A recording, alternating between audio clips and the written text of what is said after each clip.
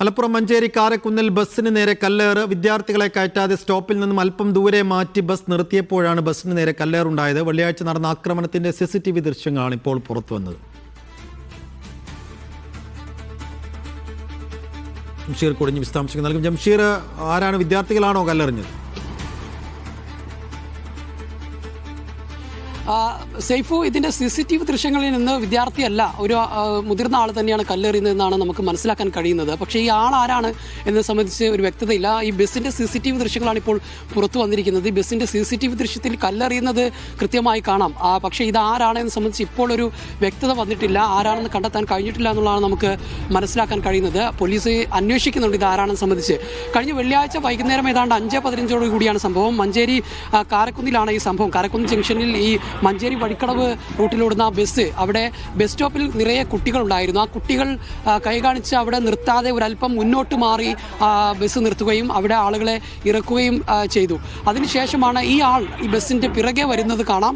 ആ പിറകെ വന്നതിന് ശേഷം ബസ് ദൃശ്യങ്ങളിൽ കാണുന്നത് ഇയാൾ ബസ്സിൽ കയറാനുള്ള വേണ്ടി കൈ കാണിച്ചതാണെന്നാണ് തോന്നുന്നത്. പക്ഷേ ബസ് നിർത്തുന്നില്ല. ബസ് കുറെ മാറി അപ്പുറത്താണ് നിർത്തുന്നത്. കുട്ടികളെ കയറ്റേണ്ടി വരുമെന്ന് കരുതി അവർ കുറച്ച് അപ്പുറത്ത് മാറി നിർത്തുന്നു. തുടർന്ന് ഈ ബസ്സിനെ പിന്തുടർന്നെത്തിയ ഇയാൾ സമീപത്ത് ഒരു കല്ലെടുത്ത് ഈ ബസ്സിന് എറിയുകയാണ്. ഈ കല്ലേറിൽ ബസ്സിൽ ഉണ്ടായിരുന്ന ഒരു യാത്രക്കാരന് ചെറിയ തോതിൽ പരിക്കേൽക്കുകയും ചെയ്തിട്ടുണ്ട്.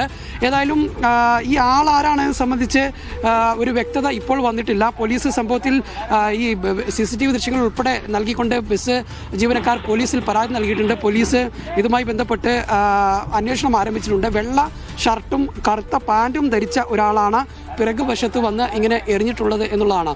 ഏതായാലും ഇയാളെ കണ്ടെത്താനുള്ള ശ്രമങ്ങൾ ഇപ്പോൾ പോലീസ് ആരംഭിച്ചിട്ടുണ്ട്. ബസിന്റെ പിന്നിലെ ചില്ലുൾപ്പെടെ തകരുന്ന ഒരു സാഹചര്യവും ഉണ്ടായിട്ടുണ്ട്. CCTV വിഷ്വൽസ് ഒന്നുകൂടെ കാണാം.